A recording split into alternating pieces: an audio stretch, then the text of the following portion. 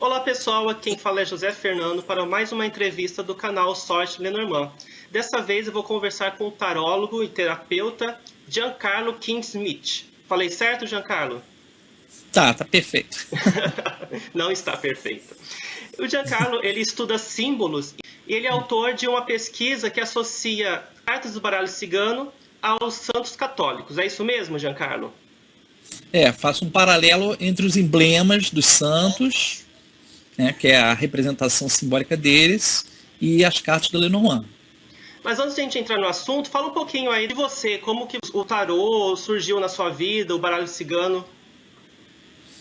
Bom, em relação à cartomancia, o tarô veio primeiro.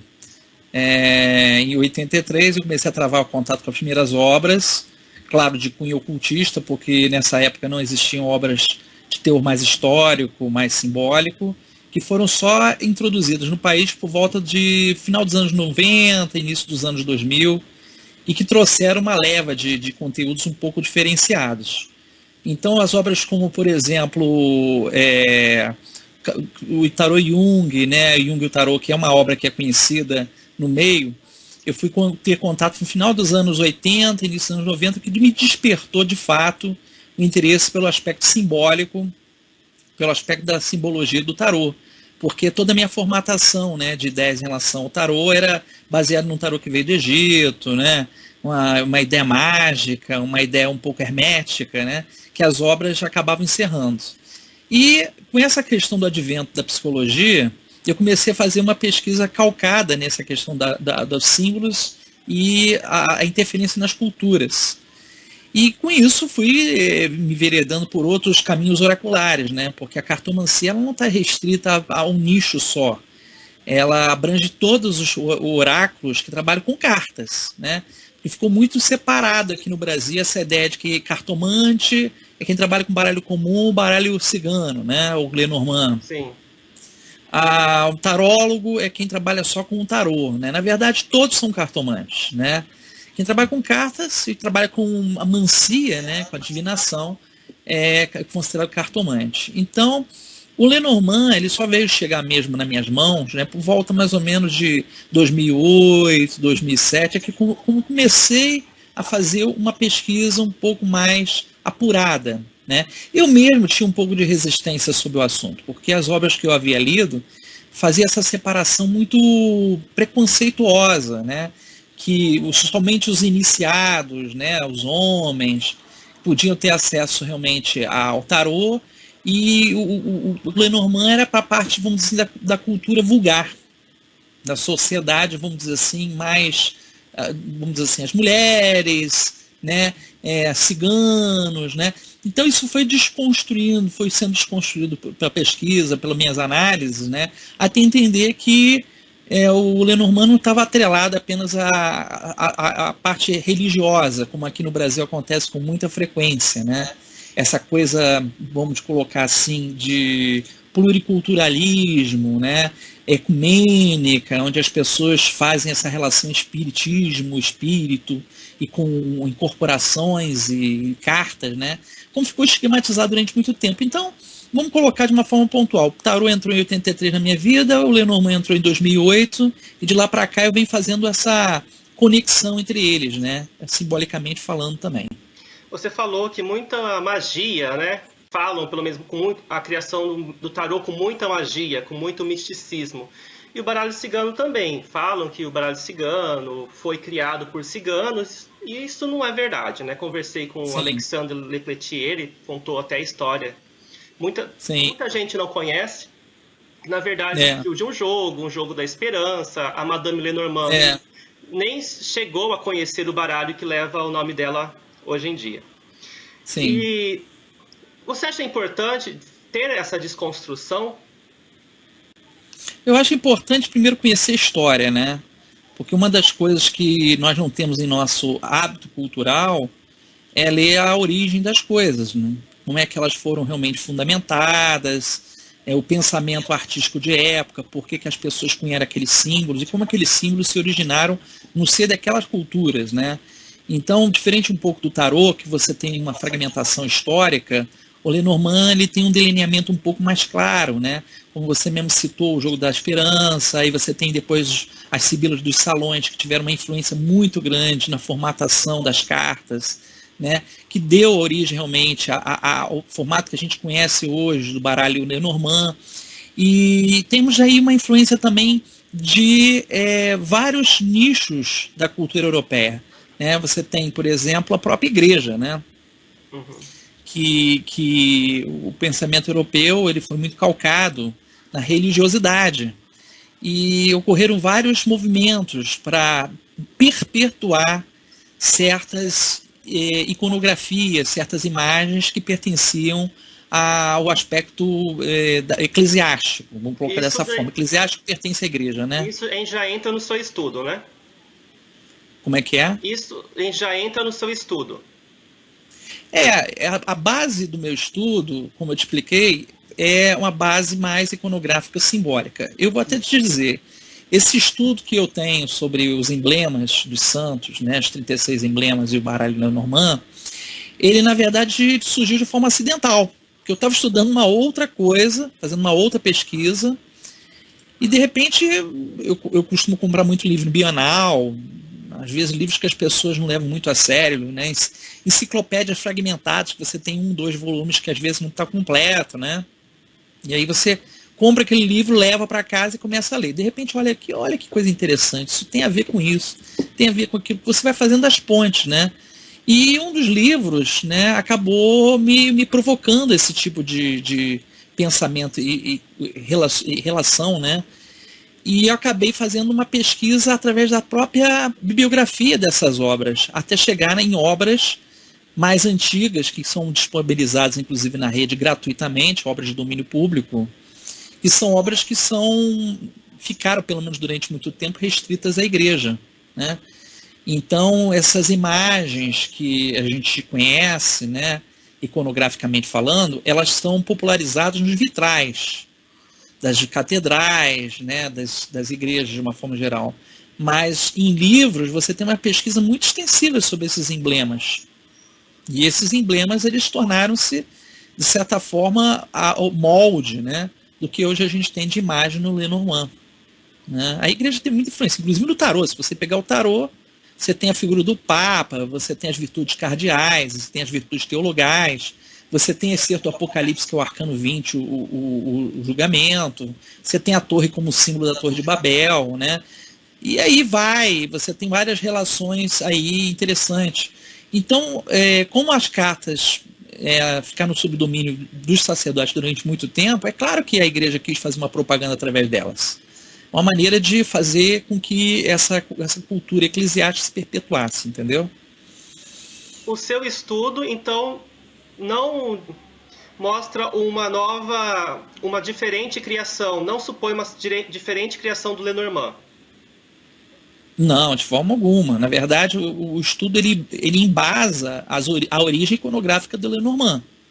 Porque assim, a discussão em torno das imagens, ela sempre surge quanto a escolha, né? Por que eles escolheram aquelas 36 imagens, né?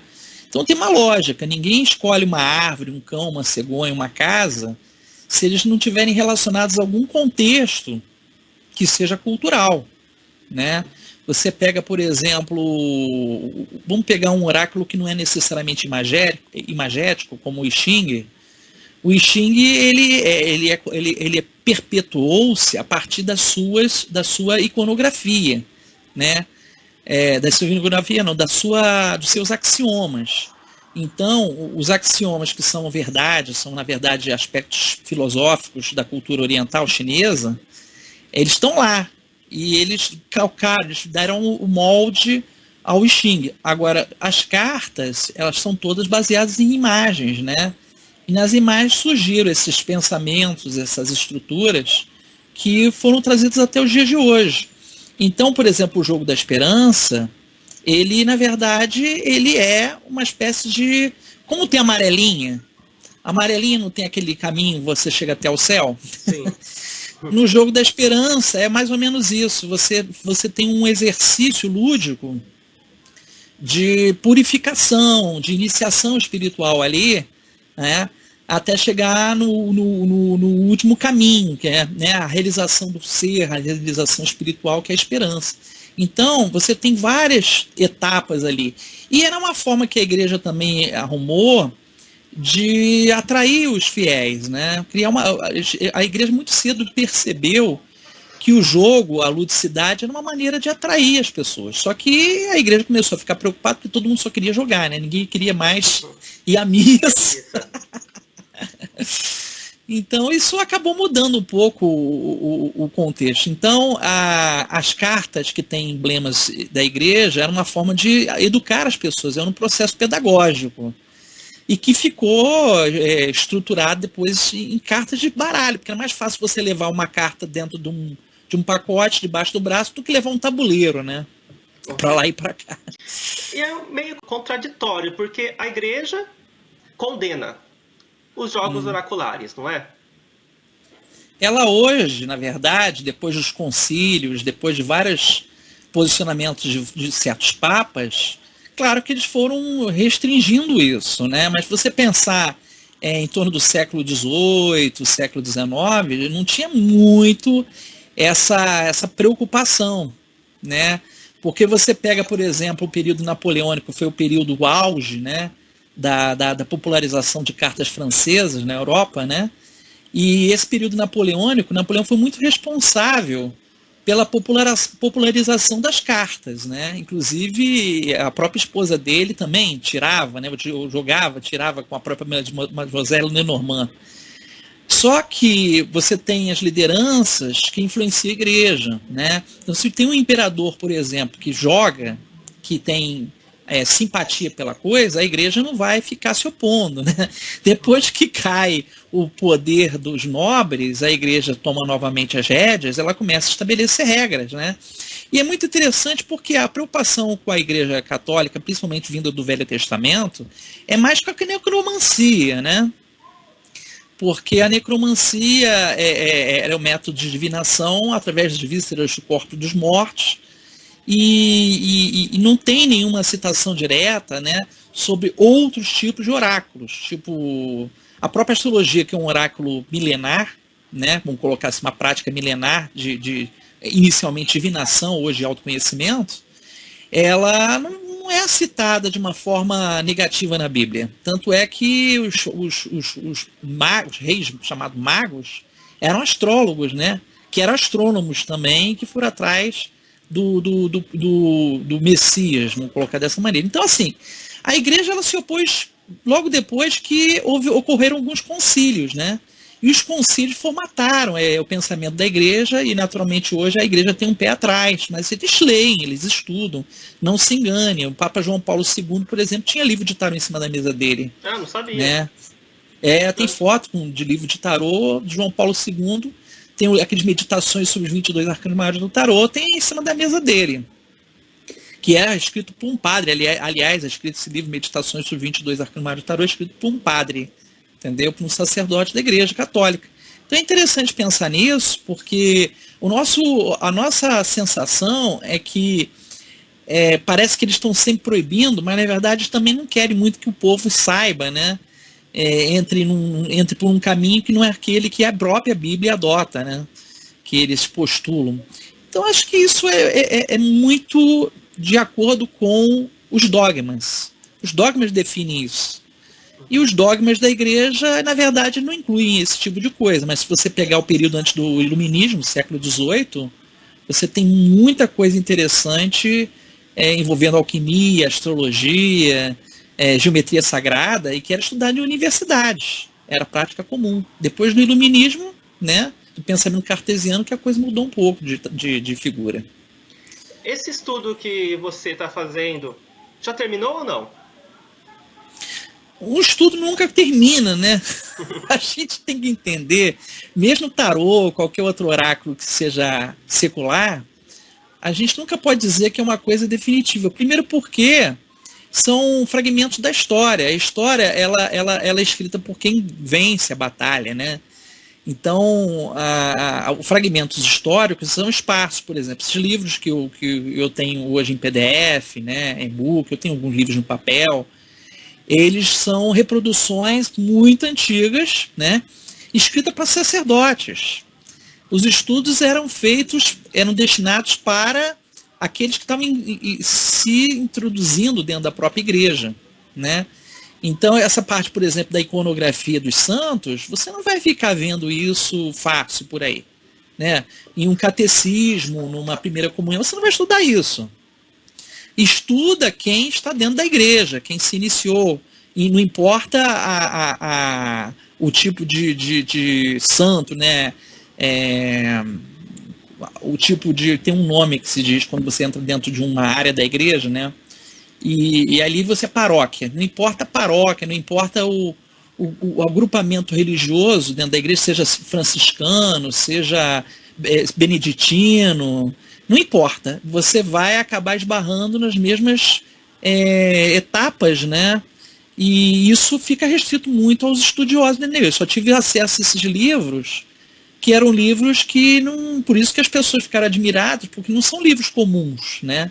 E isso foi uma pesquisa extensiva. Eu tive que correr atrás, descobrir bibliografias, até chegar essas obras na minha mão.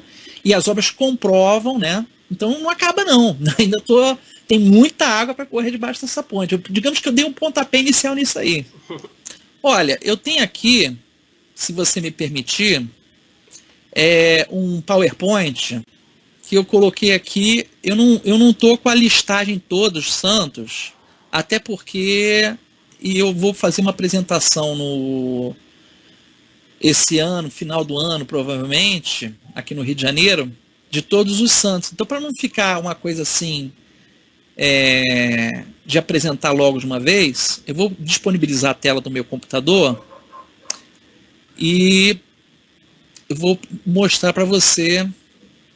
Então aqui, o que a gente tem aqui? Uma breve introdução para você poder entender. Nós temos aqui um tratado de Johannes von Rheinfelden, ou Johannes Teutônicos, que é de 1372, um tratado que ele fala dos jogos de cartas que tinham entrado na Europa mais ou menos nesse período, e que fala o tratado, na verdade, ele fala da moralização e disciplina humana, né? Mas fala da moralização do ludus cartutarum, ou ludus cartularum, que é os jogos de carta, né? Então ele fala que as cartas, né, representam hierarquias, tem rei, tem rainha, tem figuras realmente muito características. E esse Johannes foi vamos dizer assim, um dos principais precursores do estudo de cartas na Europa. Isso em pleno século XIV, né, num período que era final da Renascença, entrando no final da Idade Média, entrando na Renascença. Aí nós temos uma curiosidade, né, que aconteceu entre os séculos, nessa época entre o século XVII e o século XVIII, que foi uma aliança dos 36 países católicos. Aí já tem uma pista aí, né? Essa aliança dos 36 países católicos, houve uma conexão, uma forma de reforço da Igreja Católica na Europa, né? Que a gente sabe que depois do advento do protestantismo, Martinho Lutero, Calvino, aquela turma toda, a Europa ficou muito dividida, ficou muito fragmentada em relação ao catolicismo, né? O catolicismo perdeu um pouco suas frentes em países importantes, como a própria Irlanda, né? Enfim. E os países, 36 países, através dos seus respectivos representantes, né, cardeais, bispos, formaram essa aliança para criar um grupo para dar maior respaldo à igreja. Porque você sabe que cada país tem uma espécie de um santo protetor, né? Sim. Um padroeiro, você sabia disso, né? Sei, sim. E aí, esses 36 países, né, eles têm uma característica muito comum de época, que era usar emblemas, né, através de brasões, através seja selos reais, através de selos reais de cera, seja através de documentos, seja em vitrais, esses emblemas eram usados largamente, né? E a igreja sempre procurou também se estabelecer muito por meio de imagens, né? Então você pega assim as catedrais, você vê muitas vitrais, você vê muitas pinturas, você vê a vida sacra, que é uma forma de dramatizar, né, os ritos cristãos a partir dessas imagens, né? E aí a igreja, naturalmente, ela começou a criar um padrão, vamos colocar dessa forma, de símbolos para representá-la, né? Você vê, por exemplo, o símbolo aqui do lado esquerdo do Vaticano, está aparecendo meu mouse aí? Sim. Esse é o símbolo real do Vaticano. Você tem a tiara papal, né? Você tem as chaves de Pedro, né? A chave do Vaticano. A simbologia é exatamente a cidade do Vaticano, Pedro, né? Onde erigiu a primeira igreja, né? Então assim tem a simbologia de abrir e fechar portas, né? A chave de prata é a chave de ouro, né? Aqui nós temos uma Vesica Piscis, que é esse símbolo aqui de uma igreja do Canadá, e você vê aqui o símbolo do livro, né? Você tem aqui a pomba do Espírito Santo, você tem o Alfa e Ômega, que é o princípio e fim, que é a simbologia de Deus, né? Você tem aqui a sarça ardente, de onde vê as leis, quando Moisés recebe os 10 mandamentos, é uma sarça que aparece para ele ardendo, né? E é o símbolo da vagina, né? Você vê aqui o símbolo da Vesica Piscis, ou mandorla, que é um símbolo muito comum, principalmente entre medievalistas. Você vê muito na arte bizantina. Você vai ver muitos traços orientais ou gregos também, né? Da igreja grega. Aí você vê os 3 símbolos, olha. Você tem aqui o coração, a âncora e a cruz. Você já vê isso, né?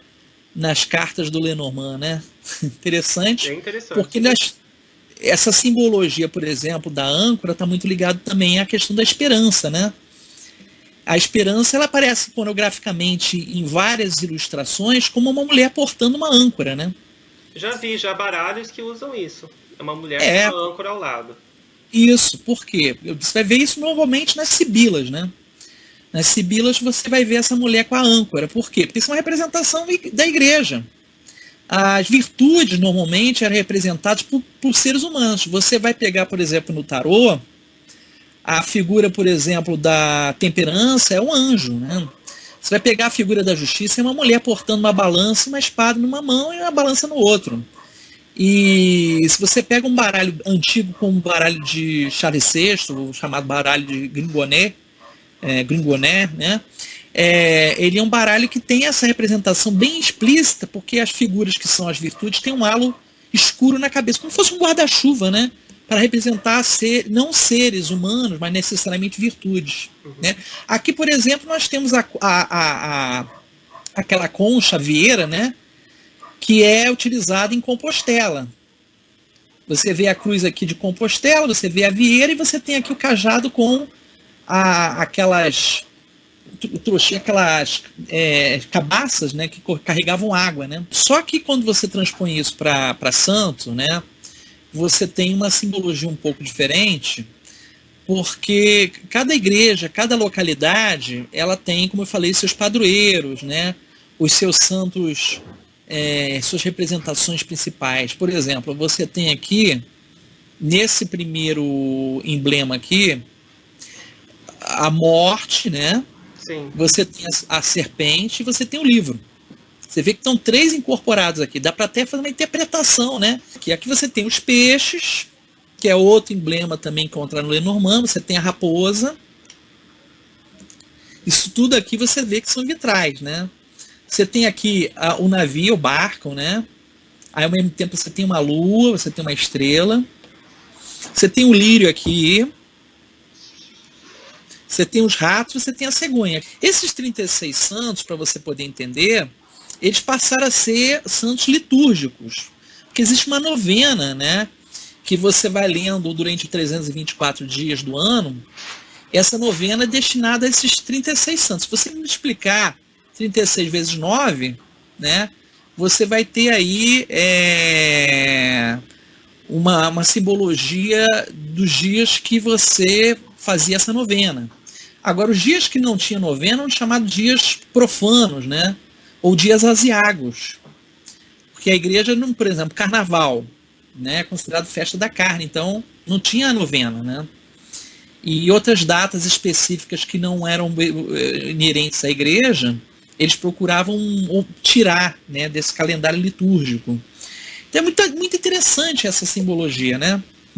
Aí nós temos a seguir alguns santos, né, que portam símbolos importantes. Por exemplo, Santo Ambrósio, ele tem um chicote na mão.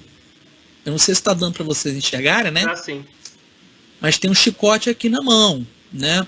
São Tomás de Aquino, ele tem aqui uma espécie de livro, né? Um papiro, né? São José já tem o lírio. Aí você fala assim, mas Jean, eu já vi vários santos com lírio na mão. Como é que eles decidiram que era São José? Porque, na verdade, tem que ser um dos países que tem como patrono São José e que tinha um lírio. Entendeu? Entendi. Não é assim, não escolhi um santo à toa. Só os países que tinham seus respectivos patronos que entraram nesse rol. Né? Santo Eduardo, por exemplo, é um santo que é pouco conhecido. Santo Ambrósio também. Mas Santo Eduardo menos ainda. São Eduardo menos ainda. Ele tem um anel na mão. Né? Santa Brígida, por exemplo, tem uma cruz. São Fintano, o símbolo de São Fintano é a foice. Tem aqui a foice entrega aqui a ele. Os trabalhadores estão trabalhando uma espécie de trigal, né? E aqui São Galo, que tem o urso. Então, você vê que é uma coisa muito curiosa, porque esses santos são oriundos dessa aliança dos 36 países, né? E que passaram a ser uma representação desse rol que compôs o jogo, também está associado ao jogo da esperança. Porque é uma forma de... Cada passo que você dava no jogo, vamos colocar dessa forma, era uma forma de você fazer uma devoção, né? De você se ligar àquele santo, né? É uma coisa interessante. Aqui nós temos as novenas dos 36 santos, né? São Francisco de Assis, por exemplo, você vai ver com lobo, você já vai ver com carneiro, você vai ver com outros animais. Mas dessa época da aliança, os vitrais traziam São Francisco sempre com pássaros, né? Normalmente, se você pegar algumas imagens de São Francisco, normalmente estão com pombas, né? Ele tem pombas pousadas no ombro, nas mãos, aos pés, né? Sim. Então tem uma simbologia do pássaro. Aqui São Patrício, que é conhecido, foi agora 17 de março, dia até do meu aniversário, é o padroeiro da Irlanda, por exemplo. Ele tem um trevo nas mãos. Né? É muito interessante. Né? Se a gente parar e pensar, é muito interessante como é que eles fizeram essa organização. Né? Muito. São Pedro, por exemplo, tem a chave. Né? Se lembra aquele emblema que a gente viu da Igreja Católica? Aqui nós temos o Vaticano, as chaves. Sim. Aí São Pedro aparece aqui com elas na mão. Né? Tanto é que quando você tem, por exemplo, algumas festas da cidade, é comum entregar a chave da cidade àquele personagem, seja Papai Noel, ou algum personagem que vem de fora, alguém que é importante, né? Porque simboliza aquela cidade está fazendo uma homenagem, é como se estivesse com as portas abertas, né? Para receber aquela pessoa, né? Então... Nessas 36 cartas aparece Jesus Cristo? Ou não? Jesus Cristo aparece. Eu vou te mostrar logo à frente. Por exemplo, São Roque aparece aqui com a figura do cão. Né? Uhum. São Roque aparece com a figura do cão. Né? Você vai ver outros santos com cão. Você vai ver outros. Né? Por exemplo, São Roque e São Lázaro são próximos. São Lázaro também tem cães, né? Então, mas somente São Roque, que foi um dos padroeiros de um dos países, né? Aqui, por exemplo, Santo Antônio de Pádua, Pádua é a Itália. Então você tem os peixes aqui, ó, aos pés de Santo Antônio de Pádua. Ele conversava com os peixes. Ele fez um milagre que fez com que os peixes fossem até a beira e conversassem com ele, né? Uhum. Santa Gertrudes, ela tem os ratos, ela protege contra as pestes, aqui os ratinhos subindo o cajado dela, né? Aparecendo aqui no cantinho, né? E aqui são santo agrícola. Olha a cegonha aqui. A cegonha aqui são santo agrícola, né? Então você vê que essa simbologia, ela deu a origem ao pensamento, né, a estrutura do pensamento da formatação do Lenormand, né? E é interessante porque ninguém podia carregar os vitrais para lá e para cá, né? Meio difícil. Então eles começaram a reproduzir a partir de litografia, que é uma técnica de impressão, em papéis esses santinhos com uma oração atrás, né? Então, por exemplo, São Francisco de Assis com os pássaros, né? São Tomás de Aquino aqui, que a gente já tinha visto lá atrás, com o livro nas mãos, né? Aqui nós temos uma outra santa que tem, que não está ligado necessariamente ao Lenormand, mas tem uma espada e uma roda, que se não me engano é Santa Catarina. Aqui é Santa Catarina. Aqui é São Martinho de Porres, aí você tem aqui umas sementes, ratinhos. Você vê que tem outro santo que tem ratinhos, né? E que necessariamente não está ligado a Santa Gertrudes. Só para você ter uma ideia de que essa transposição das pinturas das paredes, dos templos, os vitrais começaram a ser reproduzidos em papel, né? E a mesma coisa, as cartas não começaram a ser... Elas se originaram primeiro de jogos de tabuleiro. Tarô, os baralhos comuns vieram primeiro em jogos de tabuleiros, que são originários, na sua maioria, do Oriente. E depois transpostos para as cartas, que era mais fácil carregar para lá e para cá. Então, os santinhos emblemáticos. Aí os santinhos foram se transformando. O que foi acontecendo? Eles foram cada vez mais facilitando. Ele botava o santinho, né? Aparece aqui o emblema do santo, por exemplo, São José aqui com o menino Jesus, né? E a oração de São José. Aí isso começou a ser adaptado da seguinte forma: eles colocavam a oração ou o poema ao santo num quadradinho e o emblema do santo. Aí virou uma carta, tá vendo? Sim, virou a carta dos lírios. Isso, virou a carta dos lírios. Você vê que a transposição se deu por uma questão de praticidade. Mas o fato dela ter uma numeração, essa coisa toda, está ligada à ordem daqueles países, 36 países. Nota, a igreja continua mantendo a novena dos 36 santos. Só que os santos e os países mudaram, tá? Sim. Já não são mais os santos dos países da época, né, do século XVII, século XVIII. Por quê? Porque mudaram, a igreja mudou, os concílios mudaram, né? E os santos e seus respectivos padroeiros mudaram. Tem países que mudaram, que mudou de padroeiro, que já não tem o mesmo padroeiro, tá? Aí você tem, por exemplo, uma simbologia de Santa Gertrudes com os ratinhos, e os ratinhos aqui, ó, comendo o farelinho, comendo o restinho de comida. E ela aparece aqui num quadro antigo, que tem inclusive em museu, né, com os ratinhos, e ela olhando ali os ratinhos. Aqui você tem um vitral lindo de Maria, né, com o menino Jesus, com a lua. Quer dizer, Maria está associada à lua. Uma coisa que você me perguntou, que é uma coisa muito interessante, é que se você, por exemplo, pensar em todos os emblemas, poucas são as figuras que têm de fato pessoas, não é verdade? Sim. A maioria são objetos, animais. São, né? só três, né? Que é a criança, o homem e a mulher, se eu não me engano. E o cavaleiro. Pois é, mas tem um cavaleiro também, né? 4. Tem o cavaleiro. O cavaleiro, por exemplo, que é a primeira carta do Lenormand, está associada a São Jorge. O santo cavaleiro. A figura do cavaleiro. Agora, se você pensar no homem, é Jesus. Agora, se você pensar na mulher, você não pode falar Maria, você tem que falar Maria Madalena. Você entendeu? Entendi. Então, a simbologia do homem e da mulher no Lenormand ficou assim associado. O homem é Jesus, né? E Maria Madalena, a mulher. E o bebê, né? a criança, eu imaginava que a criança que fosse Jesus. Não, a criança não está associada a Jesus. A criança, na verdade, existem vários tipos de criança, mas está associado ao menino Jesus de Praga, que não é o mesmo Jesus. Na verdade, é como Maria existem várias, Nossa Senhora existem várias, né? Não é aquele Jesus que a gente tem iconograficamente representado em vários vitrais, entendeu? Assim como Maria, você tem Nossa Senhora da Cabeça, você tem Nossa Senhora de Praga, você tem Nossa Senhora Desatadora de Nós, a Nossa Senhora da Rosa Mística, você tem várias Marias, né?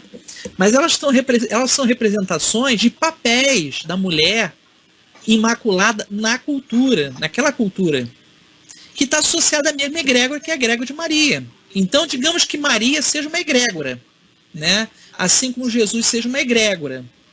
E Maria Madalena não, Maria Madalena é Maria Madalena mesma, né? E Maria, mãe de Jesus, na verdade, ela tem várias representações. Mas Jesus, na verdade, homem, ele é representado de uma única maneira. Uma maneira que eu digo assim, você não tem Jesus sem ser de Nazaré, certo? Todo mundo fala Jesus de Nazaré, né? Quando você tem uma variação de Jesus, é criança. Como, por exemplo, o menino Jesus de Praga, né? Então você vai ver várias representações desse bebê, Jesus bebê, de forma diferente com santos ou com uma Nossa Senhora diferente. Então a criança estaria associada a esse menino Jesus de Praga. Bom, aí nós temos uma curiosidade aqui, que é esse livro, que é esse filme, na verdade, chamado 36 Santos, que é baseado exatamente nessa história dos 36 Santos, e que a trama, que é um filme meio um thriller, né? É um filme meio psicológico, meio terror, suspense, né? Que ele fala que há mortes, né, associados aos nomes dos santos, né? As pessoas morrem porque tem o nome dos santos, né? Aqui tem a novena dos 36 santos, tá? Que é feita durante o ano, aquilo que eu falei, que as pessoas fazem essa novena, tá?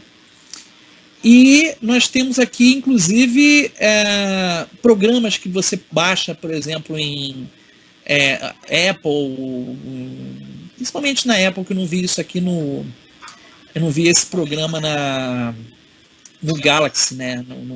No Android não. Eu só vi mesmo no sistema da Apple, né?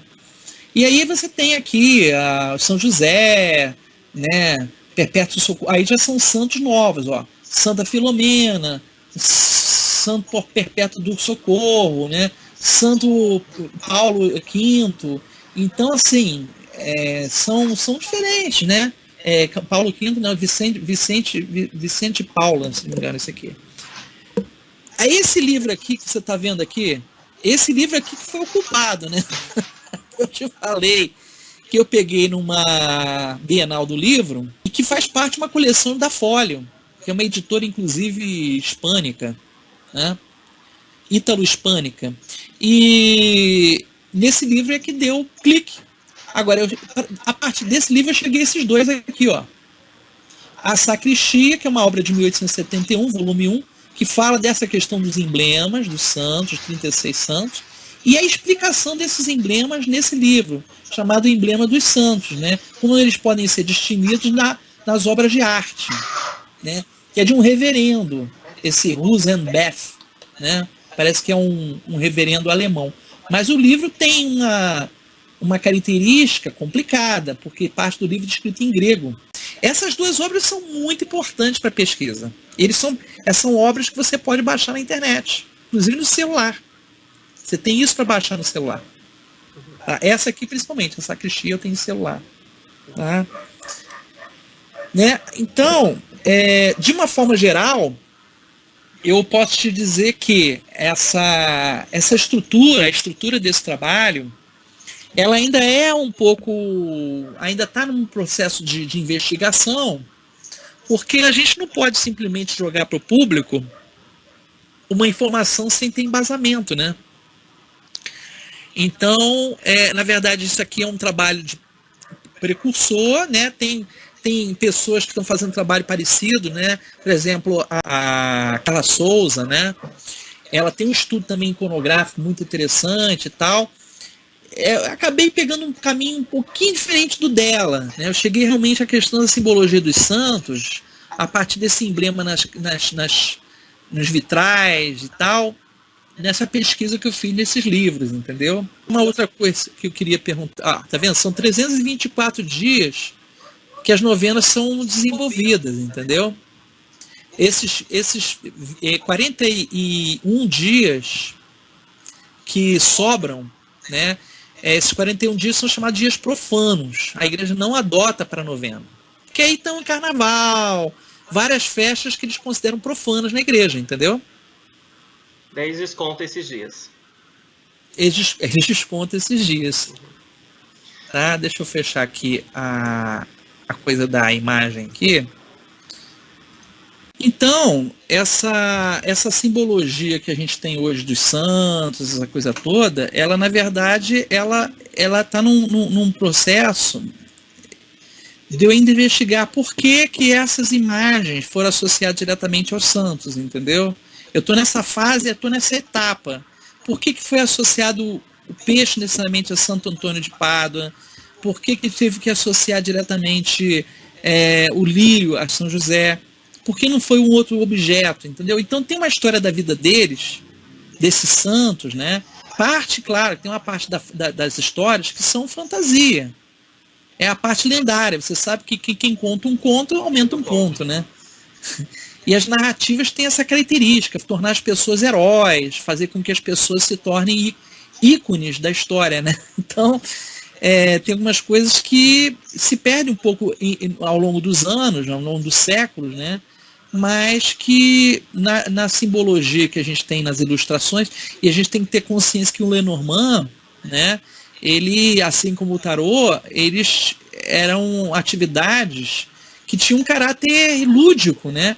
Que depois, né, apesar de ter esse propósito religioso espiritual por trás, mas o caráter inicial era lúdico. Era a prática lúdica, assim como o tarô, as cartas comuns surgiram ludicamente, depois que elas ganharam um status divinatório. Giancarlo, muito obrigado por essa aula de história que você nos deu. Obrigado por ter aceitado o meu convite para uma entrevista aqui no meu canal. Como eu tinha dito, eu vi a sua apresentação na mesa redonda da Tânia Durão.